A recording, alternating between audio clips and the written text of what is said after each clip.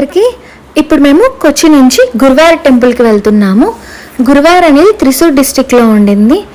కొచ్చి నుంచి గురువాయూర్కి 3 hours journey పట్టిద్ది. So ఇంకా మేము ఏంటంటే ఎర్లీ మార్నింగే స్టార్ట్ అయిపోయాము. దారిలో బ్రేక్ఫాస్ట్ తినేసేసి వెళ్దాము అని చెప్పి శరవణ భవన్కి వెళ్ళడం జరిగింది. ఇంకా బ్రేక్ఫాస్ట్ తినేసేసి మేము జర్నీ అనేది మళ్ళీ స్టార్ట్ చేసేసాము. మనకి కేరళలో ఎక్కడ చూసినా కొబ్బరి చెట్లు ఎక్కువ ఉంటాయి. సో వ్యూ అంతా బాగా ఎంజాయ్ చేస్తూ వెళ్ళొచ్చు. గురువాయూర్ టెంపుల్ ఎంట్రన్స్లోనే మనకి వాళ్ళది మల్టీ లెవెల్ కార్ పార్కింగ్ అనేది ఉండిద్ది. కార్ పార్కింగ్ చేసేసుకొని గురువాయూర్ టెంపుల్కి వెళ్ళిపోయాము.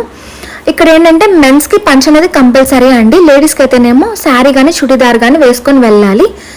టెంపుల్ ఎంట్రన్స్లోనే మనకి చాలా అంటే చాలా షాప్స్ అనేవి కనిపిస్తూ ఉంటాయి. ఒకవేళ మనం పంచలు కనుక తీసుకుని వెళ్ళకపోతే అక్కడ పంచలు కూడా మనకి దొరుకుతాయి, చీరలు కానీ అన్నీ ఉంటాయి. ఇంకా మనం అవి కొనుక్కొని వెళ్ళొచ్చు. ఒకవేళ మనం బ్యాగ్స్ కానీ మొబైల్స్ కానీ అలా తెచ్చుకున్నట్లయితే క్లాక్ రూమ్ అనేది కూడా అవైలబిలిటీలో ఉండిందండి. క్లాక్ రూమ్లో ఇంకా మనం థింగ్స్ పెట్టేసేసుకొని దర్శనానికి వెళ్ళిపోవచ్చు. ఫ్రీ దర్శనము, స్పెషల్ దర్శనం 2 దర్శనాలు ఉంటాయండి. మేము వెళ్ళిన రోజు ఏంటంటే చాలామంది జనాలు ఉండేటప్పటికి మేము స్పెషల్ దర్శనం అనేది తీసుకున్నాము. స్పెషల్ దర్శనం టికెట్ ప్రైస్ వచ్చేటప్పటికేమో 1000 రూపీస్ అండి. దర్శనం అనేది చాలా బాగా జరిగిందండి. 10 minutesలో దర్శనం అనేది అయిపోయింది. ప్రసాదం తీసేసుకొని కొన్ని ఫొటోస్ అండ్ వీడియోస్ కూడా తీసేసుకొని మేము మళ్ళీ రిటర్న్ కొచ్చికి అనేది స్టార్ట్ అయిపోయామండి.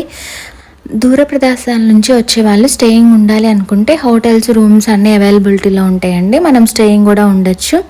మేము ఏంటంటే లంచ్ చేయడానికి అని చెప్పి మళ్ళీ శరవణ భవన్కి వెళ్ళిపోయాము. ఇంకా అక్కడ లంచ్ తినేసేసి కొంచెం సేపు రెస్ట్ తీసేసుకొని రిటర్న్ అనేది కొచ్చికి స్టార్ట్ అయిపోయాము. వ్యూ అంతా చాలా బాగా ఎంజాయ్ చేస్తూ ఉన్నాము. డే అంతా చాలా అంటే చాలా బాగా జరిగింది. Thank you for watching this video. Please like, share and subscribe to my YouTube channel.